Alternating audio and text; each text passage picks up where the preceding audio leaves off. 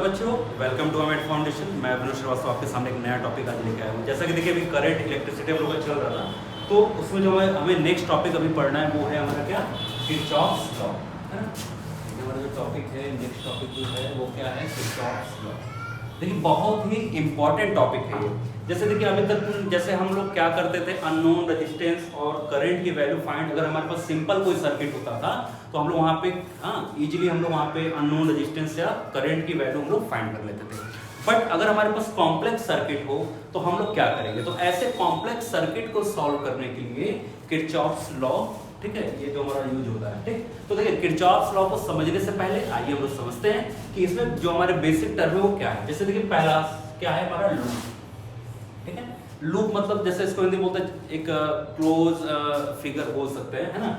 देखिए तो यहाँ हमारा क्या है, a close conducting path in electric network is called loop और मेश। ठीक है, तो मतलब देखिए जैसे अगर हम यहाँ पे कोई सर्किट बनाते हैं, लूप बनाते हैं, जैसे सपोज दैट, ठीक है, ये हमारा क्या है, ये हमारा एक लूप है। देखिए एक क्लोज पाथ है, ठीक है, this is the close path in electric network is called loop और मेश। तो इसको हम लोग क्या बोलते हैं, इसको हम लोग बोलेंगे लूप या मेश। ठीक, क्लियर है। पहले देखिए किरचॉफ्स लॉ को अगर समझना है तो इस छोटे छोटे पॉइंट को क्लियर करते चलेंगे। दूसरा हमारा क्या है, जंक्शन।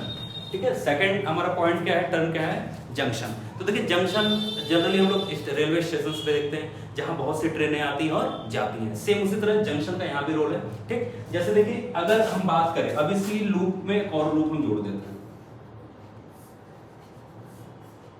ठीक है, इसी लूप में हम एक और लूप जोड़ देते हैं, जैसे हमने लूप जोड़ दिया। तो अब देखिए यहाँ पे जंक्शन का क्या है, इंटरसेक्टिंग इन अ 3 और more pathway in a electric circuit. जैसे आपने चौराहा देखा है, जैसे कोई भी चौक होता है या कोई भी तिराहा होता है तो तीनों सड़कें आके एक जगह मिलती हैं। जैसे वहां से या तो गाड़ियां आती हैं, एक रोड से आएंगी दूसरे से जाएंगी। तो सेम इसी तरह जंक्शन का भी रोल है। देखिए जो ये वाला पार्ट है दैट इज कॉल्ड जंक्शन। देखिए यहाँ 3 और मोर, ठीक है, वे मिलने। देखिए एक वे ये हमारा, अगर जैसे मान लीजिए कोई करंट यहाँ से आया, ठीक, तो ये हमारा इसमें गया और इसमें गया, तो ये हमारे क्या हो गए, ये हमारे ब्रांचेस हो गए। तो ये हमारा जो पॉइंट है जहाँ पे 3 एंड मोर वेज हो रहे हैं, जिससे हमारा क्या हो रहा है, ठीक है, पाथ एक बन रहा है, तो हमारा क्या हो जाएगा, जंक्शन। ठीक है, और थर्ड हमारा पॉइंट है branch. Any part of electric network that lies between 2 junction is called branch, है ना। तो देखिए मतलब इस सर्किट में, अगर इस सर्किट की बात करेंगे, ठीक है, इस सर्किट की अगर बात करें तो देखिए तो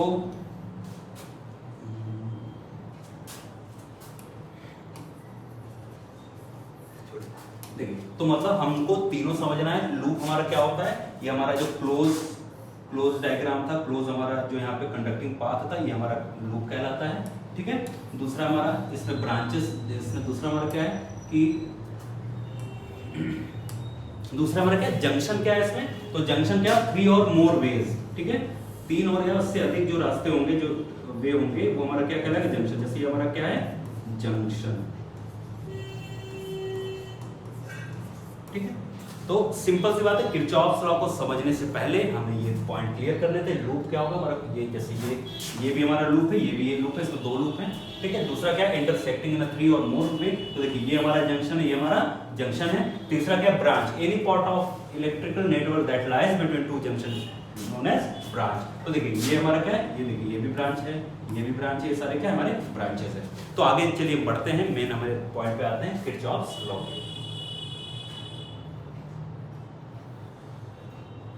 ठीक है, देखिए किरचॉफ्स लॉ जो होता है, with the help of this law we can find the unknown value of resistance and electric current in a, ठीक है, कॉम्प्लेक्स सर्किट। ठीक है, किसी भी कॉम्प्लेक्स सर्किट में हम लोग क्या करेंगे, हम लोग वहां पे अननोन रेजिस्टेंस और करंट की वैल्यू फाइंड आउट कर सकते हैं with the help of this law. तो आइए इस लॉ को समझते हैं। तो देखिए किरचॉफ्स के यहाँ पे 2 लॉज हैं, ठीक है, किरचॉफ्स का फर्स्ट लॉ और किरचॉफ्स का सेकंड लॉ। ठीक है, तो देखिए तो अभी हम लोग देखते हैं यहाँ पे किरचॉफ्स का जो फर्स्ट लॉ है। ठीक है, किरचॉफ्स का फर्स्ट लॉ जो हम लोग बोलते हैं वो क्या होता है, किरचॉफ्स का करंट लॉ, जिसको हम लोग बोलते हैं, ठीक है, किरचॉफ्स का करंट लॉ, जिसको हम शॉर्ट में बोल सकते हैं KCL। ठीक है, किरचॉफ्स करंट लॉ। तो देखिए किरचॉफ्स करंट लॉ कहता क्या है, Kirchhoff's current law also called the Kirchhoff first law. ठीक है, मतलब किरचॉफ्स करंट लॉ को हम लोग किरचॉफ फर्स्ट लॉ बोलते हैं। तो किरचॉफ जंक्शन रूल और किरचॉफ करंट लॉ, या इसको हम लोग किरचॉफ जंक्शन रूल से भी जानते हैं और इसको किरचॉफ करंट लॉ से भी जानते हैं। ठीक है, तो देखिए क्या कहता है, आइए ये देखते हैं। The sum of currents entering in a junction or node is precisely equal to the sum of current exiting the node। ठीक है, जैसा कि हमने देखा कि जंक्शन क्या होता है, 3 और मोर पाथ, ठीक है, 3 और उससे अधिक रास्ते। तो जैसे सपोज दैट कि हमारे पास, ठीक है, सपोज दैट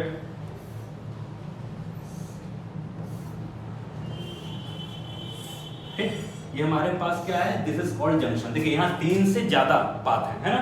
अब सपोज दैट कि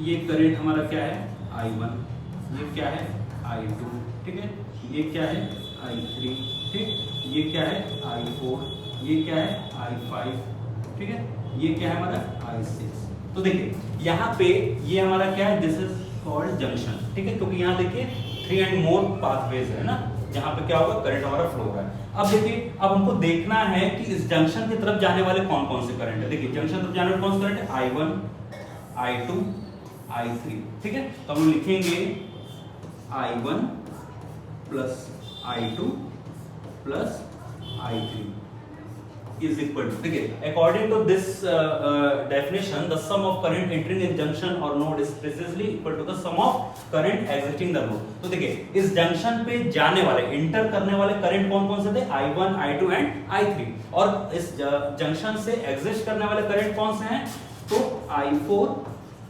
प्लस I5 प्लस I6। तो देखिए ये जो I1, I2, I3 करंट था, ये जंक्शन पे इन हो रहा था, ठीक है, एंटर कर रहा था, और ये जंक्शन से लीव कर रहा था, जंक्शन को एग्जिस्ट कर रहा था।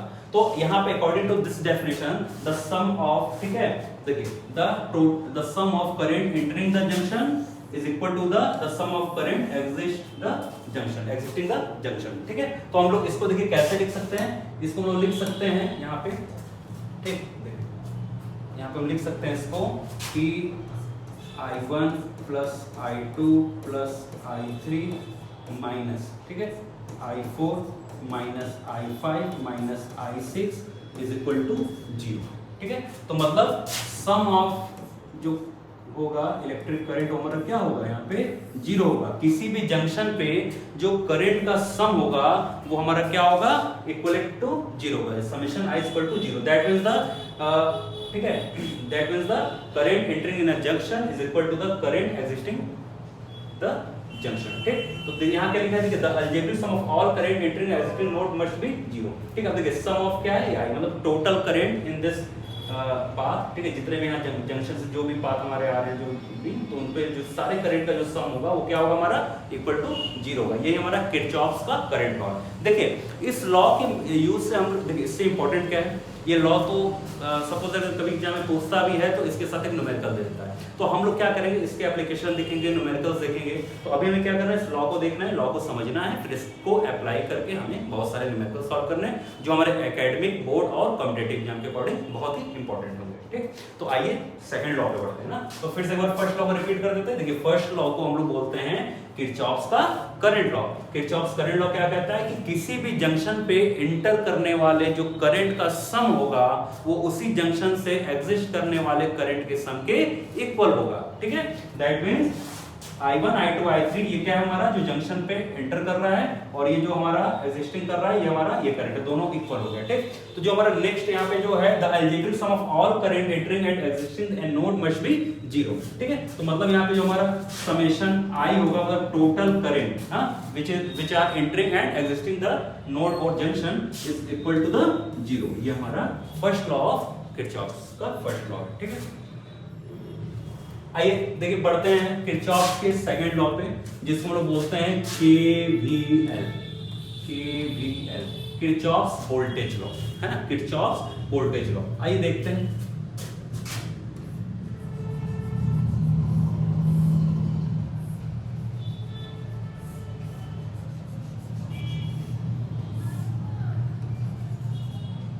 देखिए A, ये B है, ये C है, ये D है। देखिए किरचॉफ्स का जो वोल्टेज लॉ क्या कहता था, algebraic sum of all voltage difference या all voltage drops around any close loop is 0। Suppose that, अब देखिए यहाँ पे अगर हम जाएंगे, देखिए यहाँ कहने का मतलब क्या है कि VAB plus VBC plus VCD, अगर हम ऐसे चल रहे हैं, ठीक है, ऐसे हम लोग चल रहे हैं ना, VCD प्लस VDA, ठीक है। तो देखिए इसका क्या हो गया, मतलब सम ऑफ, ठीक है, algebraic sum of all voltage drops in a closed loop will be 0, मतलब इसका सम क्या होगा, 0 के बराबर होगा। तो ये हमारा वोल्टेज लॉ यही बताता है कि किसी भी क्लोज सर्किट में जो वोल्टेज ड्रॉप होंगे उन सब का सम जो होगा वो किसके इक्वल होगा, 0 के इक्वल होगा, ठीक है। अब देखिए यहाँ पे ये तो लॉज है, बहुत इजी लॉज हैं, इसको बस माइंड में रखना कि पहला हमारा करंट का लॉ है, जिसमें हम लोग देखते हैं कि किसी जंक्शन पे जो सम ऑफ अलजेब्रिक सम होता है जो करंट का, वो हमारा 0 होता है। सेकंड देखते हैं हम लोग वोल्टेज लॉ, किरचॉफ का वोल्टेज लॉ, जिसमें ये होता है कि किसी भी क्लोज लूप में जो ऑल वोल्टेज ड्रॉप, जो सम होता है, sum of all voltage drop is equal to the 0, ठीक। तो अब देखिए इसमें जो बहुत इंपॉर्टेंट चीज है वो है साइन कन्वेंशन, है ना, साइन कन्वेंशन। अब आप देखेंगे बहुत सारे बुक्स में आपको दोनों तरह से साइन कन्वेंशन बताए गए, तो आइए हम दोनों कन्वेंशन को देखते हैं और फिर उसमें एक को ही हम लोग हमेशा अप्लाई करेंगे। देखिए जैसे क्या होता है कि जब भी हम लोग कोई सर्किट में अगर किरचॉफ्स लॉ को अप्लाई करते हैं, है ना, तो हम लोग को सबसे उसमें मेन होता है कि हम लोग उसमें क्लॉकवाइज जाएंगे या एंटी क्लॉकवाइज जाएंगे। देखिए पहले क्या होता है, सपोज दैट कि हमारे पास ये सर्किट है, एक बनाते हैं, ये हमारे पास हो गया,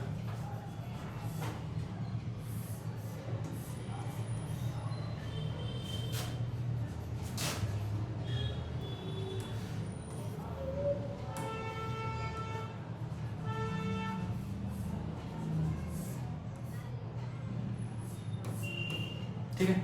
देखिए जैसे हमारे पास एक सपोज दैट ये हमारा R1 है, ये R2 है, ठीक है, ये हमारा E1 है, ये हमारा E2 है, ठीक, ये हमारा R3 है। देखिए हमें क्या होता है, जो किरचॉफ्स में हमको पहले साइन कन्वेंशन देखना है ना, तो देखते क्या है, सपोज दैट देखिए हमें क्या देखना होता है, अगर कोई जैसे यहाँ देखिए, अगर यहाँ करंट का फ्लो क्या है, यहाँ पे I करंट फ्लो हो रहा है, यहाँ इसमें भी I करंट फ्लो हो रहा है, ठीक है। यहाँ से देखिए, यहाँ से करंट का ये सपोज दैट इससे जो करंट फ्लो हो रहा है सर्किट में I2 है, तो ये रेजिस्टेंस हमारा R4 है, ये हमारा करंट क्या है, I2 है, और इसमें क्या आ गया, I1 प्लस I2। तो देखिए हम लोग को जब भी इसमें क्वेश्चन को सॉल्व करना होता है तो वो साइन कन्वेंशन की बहुत जरूरत पड़ती है। देखिए साइन कन्वेंशन आइए समझ लेते हैं इसको, क्योंकि न्यूमेरिकल के अकॉर्डिंग साइन का हमको पता होना चाहिए, कैसे समझ लेते हैं ना। सपोज दैट कि देखिए अगर मान लीजिए कोई इस तरह से सर्किट है ना, और ये करंट का फ्लो है, ठीक। अब जैसे क्या होता है कि जब भी हम लोग किसी करंट को, अरे सॉरी, किसी सर्किट को हम लोग सॉल्व करते हैं तो उसमें लूप में हम लोग क्लॉकवाइज या एंटी क्लॉकवाइज डायरेक्शन लेते हैं। देखिए अब यहाँ पे देखिए, यहाँ पे क्या है, हम लोग करंट, अब इस करंट के डायरेक्शन में हमने अपना एक डायरेक्शन लिया जो हमने क्लॉकवाइज एंटी क्लॉकवाइज लेते हैं, ठीक है। और देखिए तो यहाँ पे क्या होगा, देखिए यहाँ पे आपको दोनों तरह से साइन कन्वेंशन बताए जाएंगे, तो आप किसी भी एक को फॉलो कर सकते हैं। जैसे आपको बहुत से बुक्स में उस जस्ट जो उस रेसिप्रोकल दिया हुआ है, मतलब एक दूसरे का अपोजिट, जैसे अभी यहाँ देखते हैं, देखिए यहाँ पे जो करंट फ्लो का डायरेक्शन है वो इस डायरेक्शन में है ना, और यहाँ पे देखिए यहाँ पे जो हमारा एरो है, जो हम डायरेक्शन चूज कर रहे हैं वो भी हमारा सेम डायरेक्शन में। तो यहाँ पे जो हम यहाँ पे लेंगे, जो यहाँ पे वैल्यू आएगी वो हमारी आएगी पॉजिटिव में, जो भी वैल्यू लेंगे पोटेंशियल ड्रॉप का वो हम क्या लेंगे, पॉजिटिव लेंगे। जैसे हम यहाँ पे आई आ रहे हैं तो हम इसको क्या लिखेंगे, I इंटू आर, ठीक है। और अगर इस डायरेक्शन के अपोजिट में हम जाते हैं, अगर इस डायरेक्शन के अपोजिट में जाते हैं तो इस वैल्यू को हम लोग क्या लिखते हैं, माइनस आई आर। तो देखिए ये हमारा क्या है, साइन कन्वेंशन है। अब जैसे बहुत से बुक में इसमें जस्ट अपोजिट भी दिया हुआ है ना। अब जैसे देखिए अब यहाँ पे दूसरा साइन कन्वेंशन क्या है, अगर हमारे पास कोई,